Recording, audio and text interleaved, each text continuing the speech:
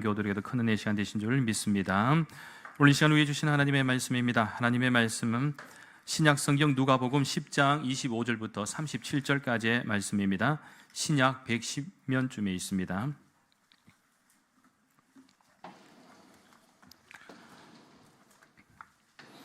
누가복음 10장 25절부터 37절까지의 말씀을 우리 함께 교독하실 텐데 마지막 절은 같이 읽도록 하겠습니다. 어떤 율법 교사가 일어나 예수를 시험하여 이르되 선생님 내가 무엇을 하여야 영생을 얻으리이까? 이르시되 율법이 무엇이라 기록되었으며 내가 어떻게 읽느냐? 대답하여 이르되 내 마음을 다하며 목숨을 다하며 힘을 다하며 뜻을 다하여 주 너의 하나님을 사랑하고 또한 내 이웃을 내 자신같이 사랑하라 하였나이다. 예수께서 이르시되 내 대답이 옳도다. 이를 행하라. 그리하면 살리라 하시니 그 사람이 자기를 옳게 보이려고 예수께 여짜오되 그러면 내 이웃이 누구니이까?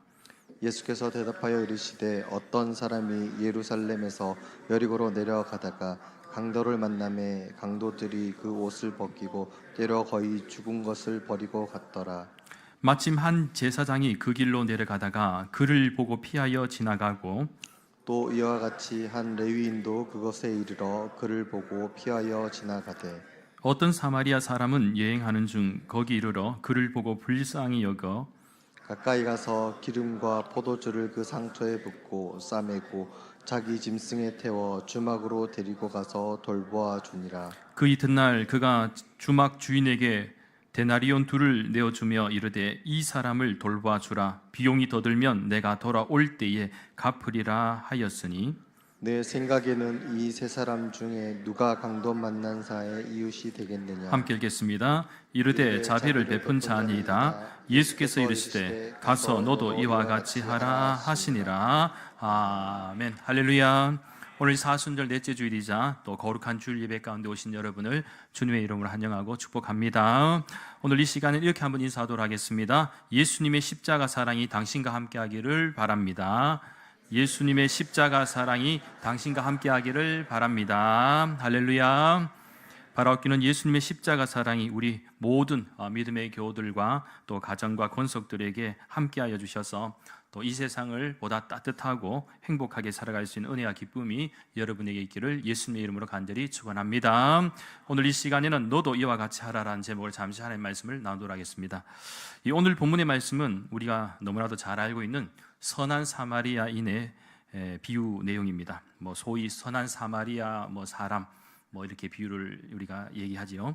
아마 이 선한 사마리아 사람의 비유는 성도들 웬만한 이제 신앙생활 하시는 성도들뿐만 아니라 교회 학교에서부터 이렇게 이 선한 사마리아인에 대해서 많이 배우고 말씀을 나누고 또 청년들까지 웬만하면 다 어느 정도 전체적인 내용을 다 이해하고 있습니다.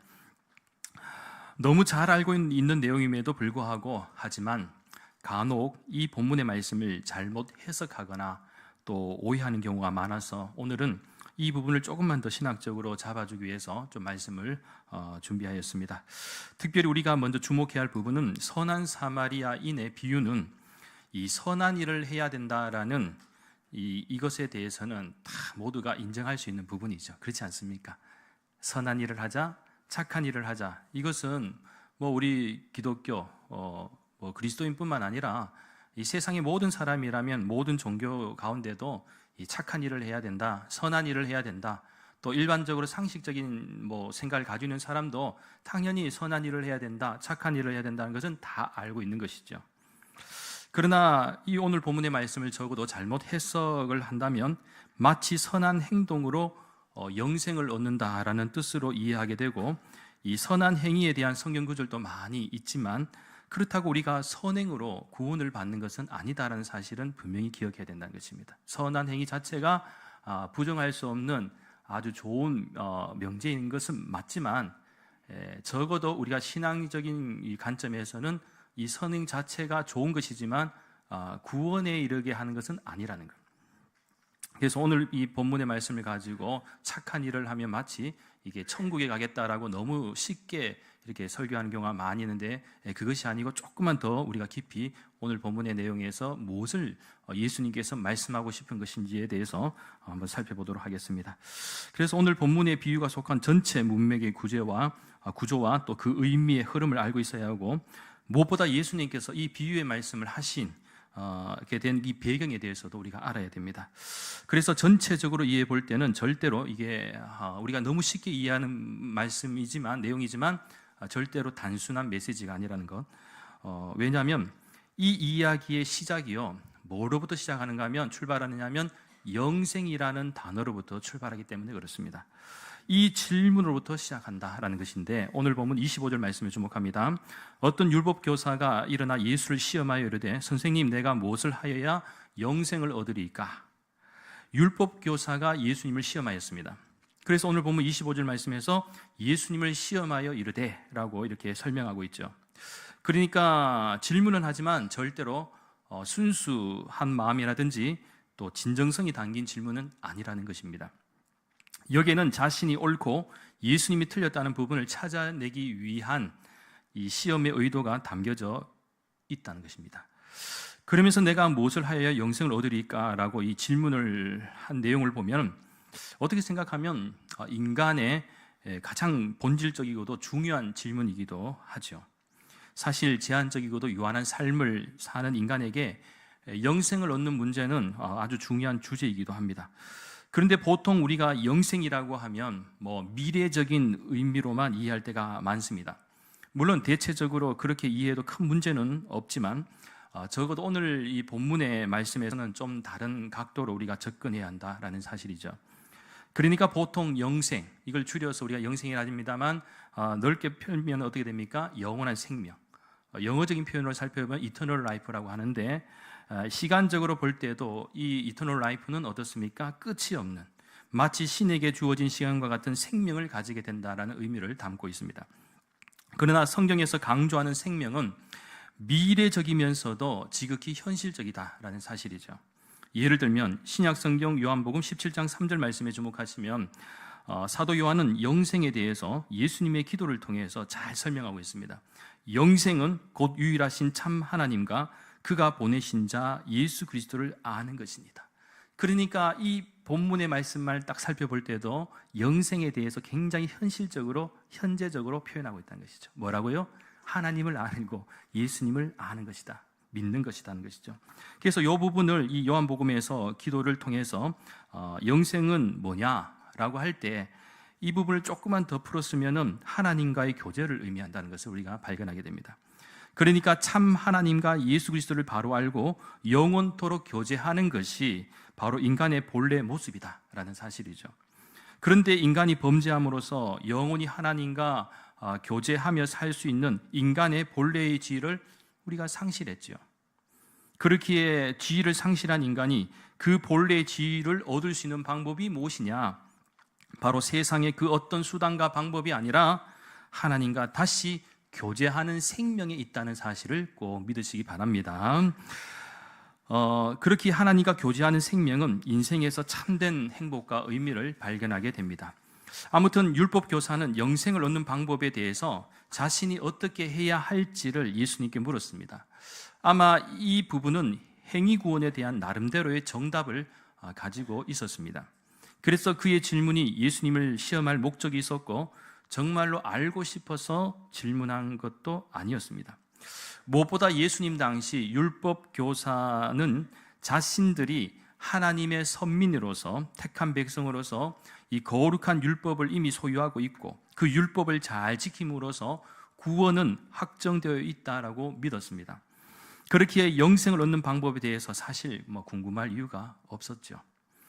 그리고 여기서 한 가지 또 사실에 더 주목한다면, 이러한 질문의 의도는 예수님과 그 제자들이 율법대로 따르지 않기에 영생과 무관하다는 것을 입증하여 비평하겠다는 뜻도 담겨져 있었습니다.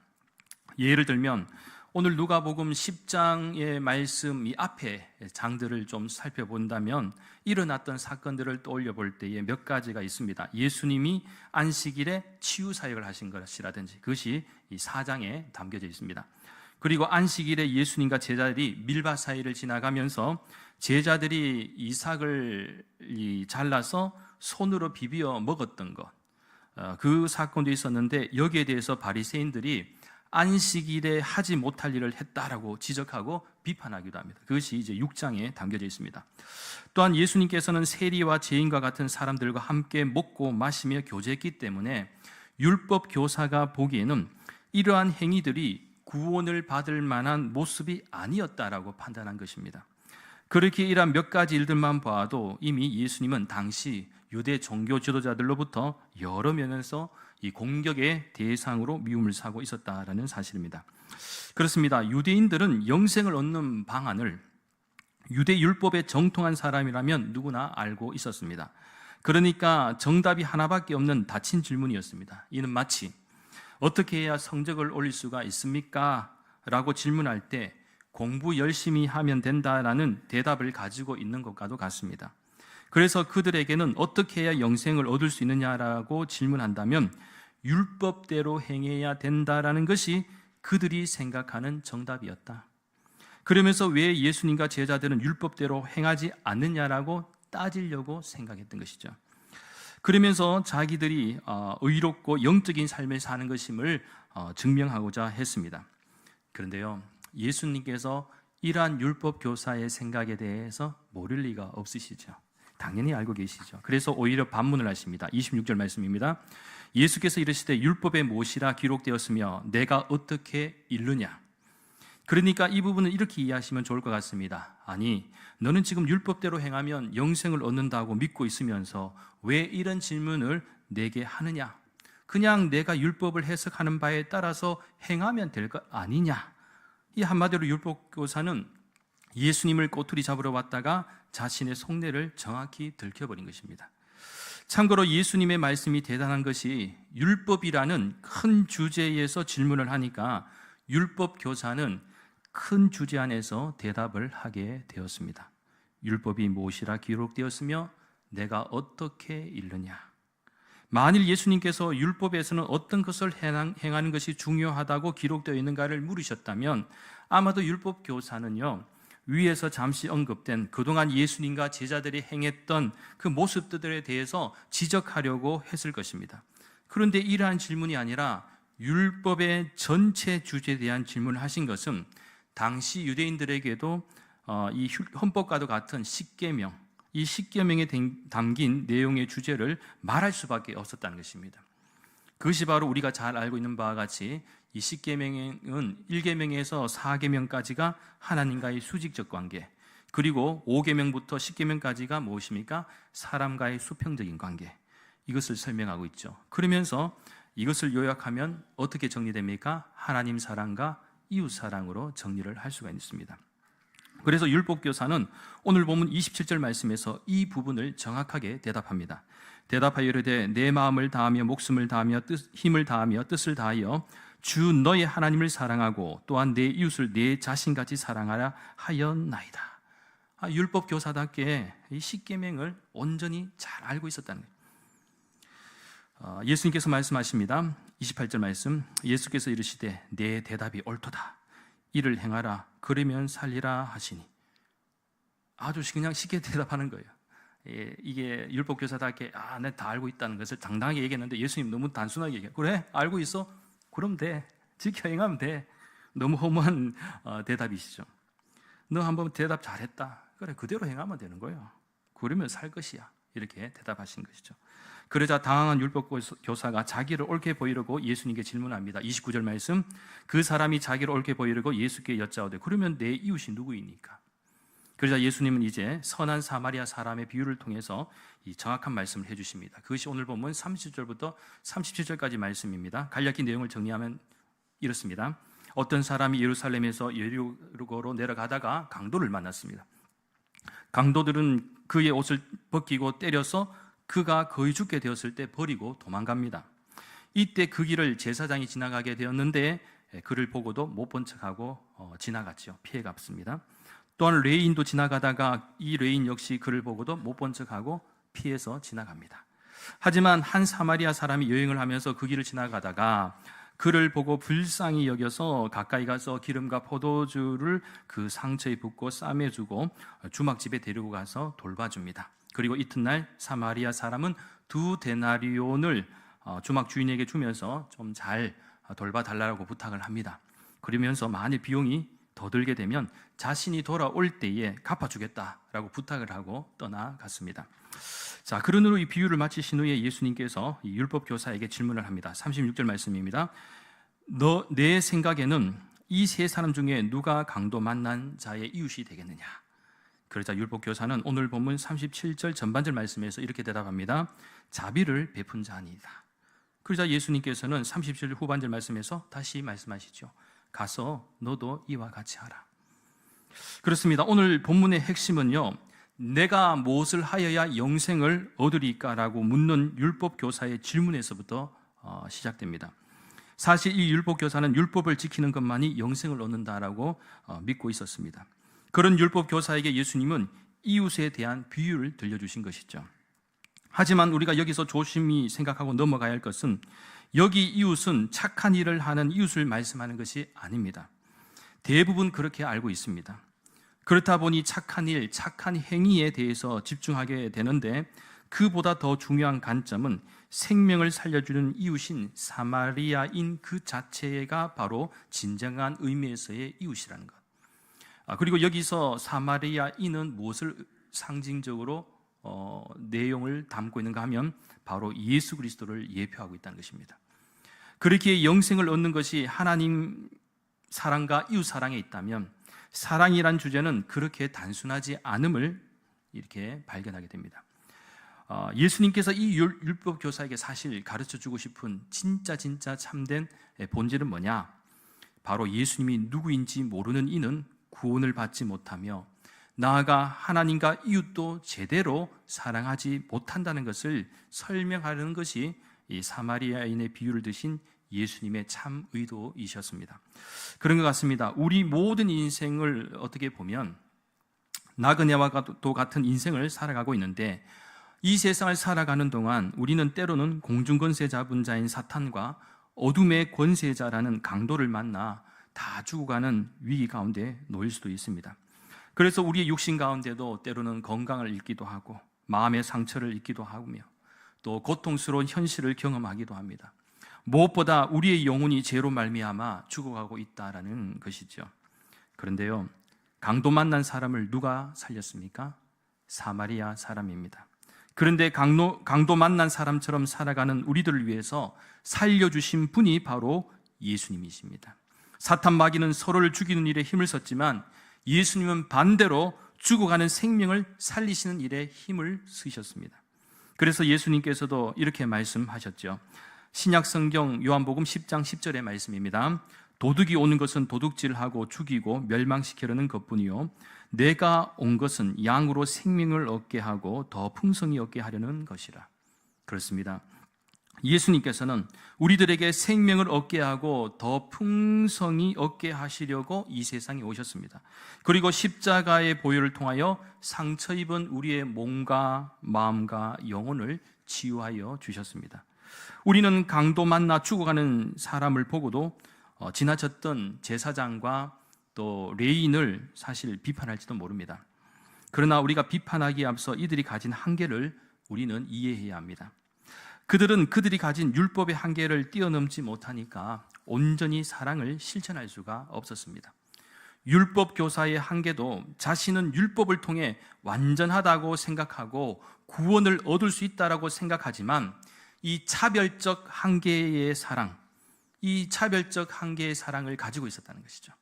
만일 한계를 넘어섰다면요, 제사장도 레위인도 이 자신들의 율법을 뛰어넘어서 강도 만난 사람에게 사랑을 실천하였을 겁니다. 그렇지 않습니까? 제사장도 레위인도 어떻게 보면은 이런 분들은 과거 모세 율법이나 이 구약의 율법에 의하면 부정한 것을 가까이 할 수 없고 죽어가는 사람도 함부로 만질 수가 없는 거죠. 그런 문제도 있었던 거예요. 그런데 율법의 한계가 무엇입니까? 그래도 그걸 뛰어넘어야 됩니다. 정말 차별 없는 사랑을 간다면 그걸 뛰어넘어야 되는데 못 뛰어넘는다. 율법 교사도 마찬가지죠. 내가 아무리 율법을 다 지키고 정말 잘 해서 뭐 구원받을 수 있는 사람처럼 조건을 갖췄다 하지만 마찬가지죠. 이 사람도 정말 너 사랑한다고, 하나님 사랑과 이웃 사랑 외울 정도로 잘한다고, 그럼 너가 가진 한계를 뛰어넘을 수 있겠냐는 거예요. 이게 못 뛰어넘으면 진정한 사랑을 할 수 없다는 거예요. 이 차별적 사랑 안에서 머물 수밖에 없는 거예요. 따라서 바로 복음 대신 예수님을 알지 못하는 인생은 사랑이란 뜻은 알고 있지만 진정한 사랑을 할 수는 없다는 사실입니다.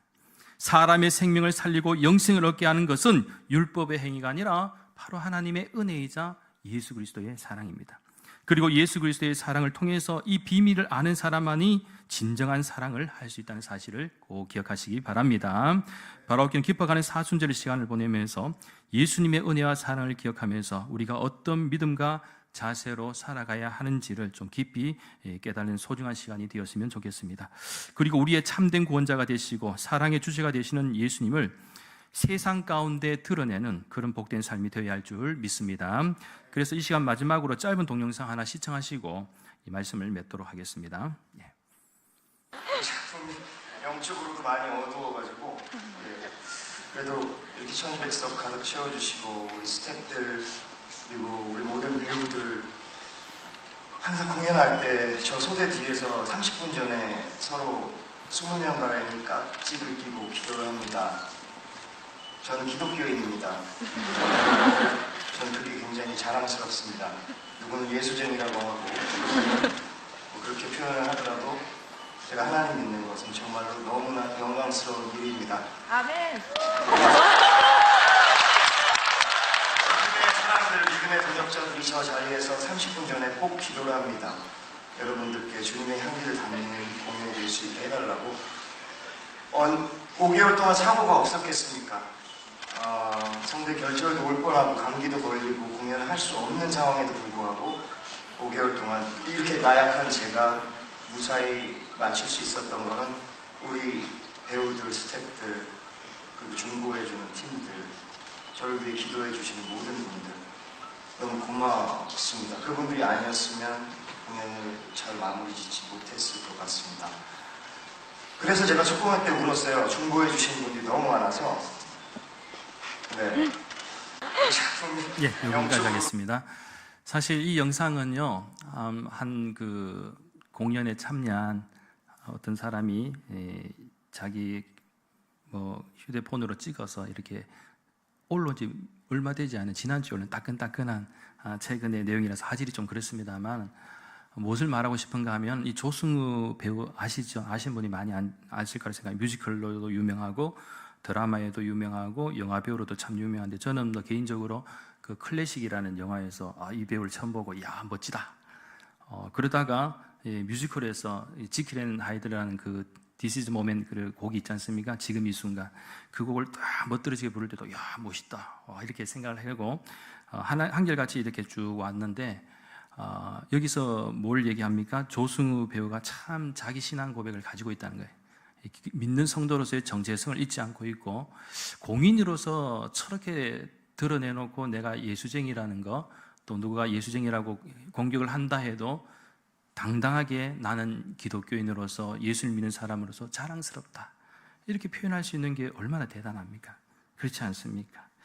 오히려 이러한 자랑스러움을 갖고 산다는 것이 더 당당하게 세상 속에서 어떻게 보면 예수님의 사랑을 실천하고 또 보다 많은 사람들의 선한 영향으로 살아가는 그런 모습이 되지 않을까 생각합니다. 그래서 무엇보다 우리 역시 예수님을 자랑스럽게 세상 사람들에게 당당하게 드러내며 살아갈 수 있는 은혜가 있기를 간절히 소망합니다.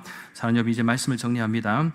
예수님께서는 율법교사에게 너도 이와 같이 하라고 말씀하셨는데 오늘 살아가는 우리 역시 사랑과 구원의 주체가 되시는 예수님을 잘 믿음으로 세상 속에서 예수님의 사랑을 잘 드러내고 실천할 수 있는 은혜가 저와 여러분에 있기를 간절히 소망합니다. 그리고 특별히 오늘 본문의 말씀을 통하여 우리가 꼭 기억해야 할 것은 우리의 이웃이 누구인지, 또한 진정한 이웃 사랑은 어떤 모습이었는지를 기억하는 것도 중요하지만 무엇보다 영생을 얻는 구원의 은혜는 결국 예수님을 믿는 것이고 모든 사람들이 십자가의 은혜 안으로 들어와야 되는, 십자가의 은혜 안으로 들어와야 된다. 그리고 예수님 없는 구제와 선행 그리고 사랑은 진정한 구원과 영생에 이르지 못한다는 것입니다. 사실 율법의 한계가 무엇입니까? 죄를 드러내고 잘못을 지적하는 것에는 탁월합니다. 그러나 율법의 한계에 갇혀버리면 결국 차별적 사랑을 할 수밖에 없다라는 것. 즉 예수님처럼 차별이 없는 완전한 사랑이 불가능하다는 것이죠. 그래서 예수님께서도 내 대답이 옳도다. 이를 행하라. 그러면 살리라고 말씀하셨고 가서 너도 이와 같이 하라고 말씀하신 이유가 바로 여기에 있습니다.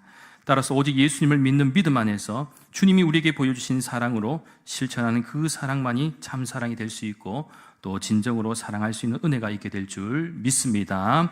바라옵기는 우리 역시 예수님처럼 생명을 살리고 또 진정한 사랑을 잘 실천할 수 있는 모든 믿음의 권속들이 될 수 있기를 예수님의 이름으로 간절히 축원합니다. 기도드리겠습니다. 거룩하신 하나님, 저희들이 하나님을 사랑하고 또 우리의 이웃을 사랑한다는 것은 절대로 단순하고도 쉬운 일이 아님을 고백합니다.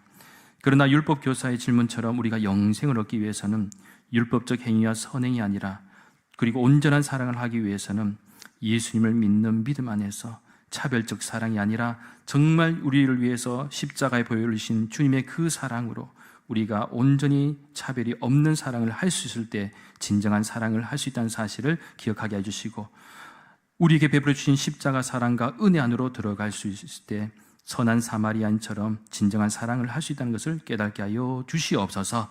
그래서 우리 역시 이 세상을 살아간 동안 예수님처럼 생명을 살리고 예수님을 자랑스럽게 드러내는 나아가 진정한 사랑을 실천하는 신실한 하나님의 자녀들이 될 수 있도록 역사하여 주시옵소서. 감사드리며 모든 말씀 거룩하신 예수님의 이름으로 간절히 기도하옵나이다. 아멘.